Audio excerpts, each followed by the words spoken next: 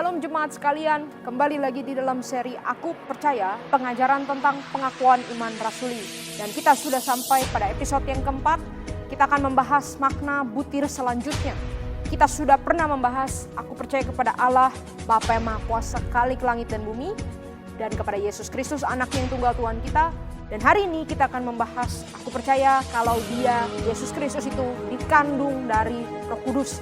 Kita akan membahas secara khusus makna dikandung dari Roh Kudus. Nah, ini adalah satu konsep yang sangat penting dan kita perlu pahami maknanya. Nah, kata yang lebih tepat itu adalah dikandung dari Roh Kudus, bukan daripada. Ya, ini memang banyak terjemahan-terjemahan di dalam pengakuan iman rasuli, tetapi saya menganjurkan kita untuk memahaminya dikandung dari Roh Kudus. Nah, apa maksudnya?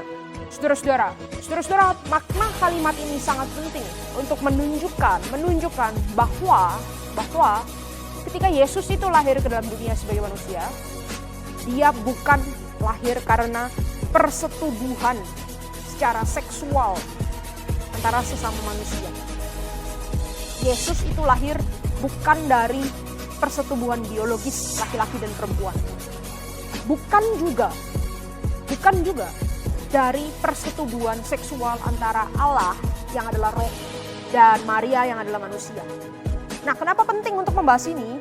Karena kembali kita perlu ingat, pengakuan iman rasuli muncul di tengah-tengah banyak ajaran sesat.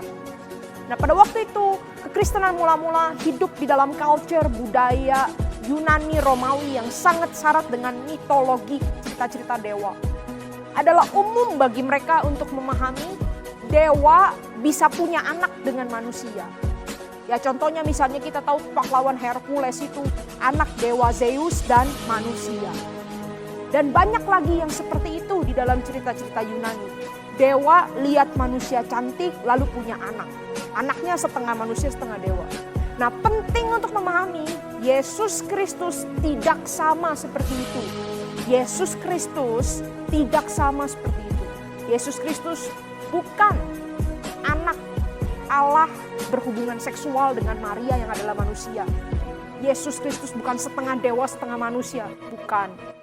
Tetapi di dalam Lukas pasal yang pertama ayat 35 kita melihat Maria itu berkata, tanya kepada malaikat, bagaimana mungkin aku bisa mengandung padahal aku belum bersuami? Nah, malaikat itu menjawab kepadanya, Roh Kudus akan turun atasmu dan kuasa Allah yang Maha Tinggi akan menaungi engkau, sebab itu anak yang kau lahirkan akan disebut anak Allah. Nah, di sini bukan berarti Allah secara seksual mendatangi Maria, bukan.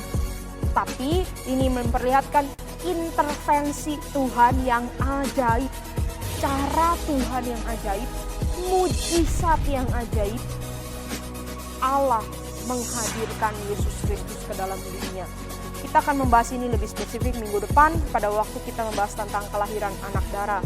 Nah, sampai di sini kita cukup mengerti bahwa Yesus Kristus bukan setengah Allah setengah manusia, bukan hasil persetubuhan fisik Allah dan Maria, bukan. Tapi Dia dari Roh Kudus. Maksudnya apa? Ada makna teologis yang mendalam di sini.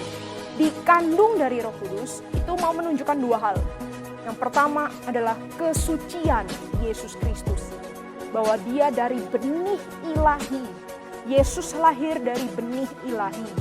Itu sebab pasti Yesus itu tidak akan jatuh ke dalam dosa. Karena Dia dari benih ilahi. Logikanya Bapak Ibu, kalau Dia bisa berdosa, Dia tidak akan bisa menebus kita. Tapi karena Dia pasti tidak berdosa, Dia suci, Dia sempurna, maka Dia bisa menanggung hukuman dosa setiap manusia dan Dia bisa menebus hidup manusia. Nah, dikandung dari Roh Kudus itu mau menunjukkan aspek kesucian Yesus Kristus. Dan Yesus Kristus itu menjadi atau adalah pribadi yang suci itu karena benih ilahi, bukan karena Maria. Beberapa kelompok Kristen itu punya pandangan, oh Yesus itu bisa suci, kenapa? Karena mamanya suci. Atau rekan-rekan kita juga di dalam kepercayaan yang lain itu punya anggapan, kalau Yesus saja suci berarti mamanya lebih suci. Nah, ini keliru. Nah, yang mau ditunjukkan di dalam pengakuan iman rasuli, Yesus itu suci karena memang Dia dari benih ilahi. Dia tidak diperanakan oleh daging tetapi dari Roh Kudus. Ini yang pertama. Dan yang kedua, dikandung dari Roh Kudus mau memperlihatkan kepada kita bahwa Yesus adalah benar-benar Allah. Yesus adalah benar-benar Allah. Di sini mau menunjukkan adanya pekerjaan Allah yang ajaib di dalam kehamilan Maria. Nah, Maria bukan hanya melakukan proses reproduksi badaniah dengan suaminya lalu punya anak seperti biasa, bukan. Tetapi di sini adalah kita diperlihatkan bahwa Yesus itu benar-benar adalah Allah sendiri. Allah yang bekerja menggunakan rahim Maria, manusia yang terbatas, manusia yang berdosa, untuk boleh datang lahir ke dalam dunia. Nah, dikandung dari Roh Kudus mau menunjukkan kesucian Yesus dan keilahian Yesus. Ini penting untuk memperlihatkan kepada orang Kristen mula-mula di zaman itu dan juga kita hari ini bahwa Yesus yang kita sembah itu benar-benar adalah Tuhan yang berkuasa. Dia bukan manusia biasa, dia bukan hanya superhero, tapi dia adalah Tuhan. Dia adalah Tuhan. Tuhan yang tidak ada samanya, tidak ada tandingannya.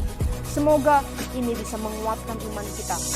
Bahwa kita percaya pada Tuhan yang benar dan tidak bisa tertandingi.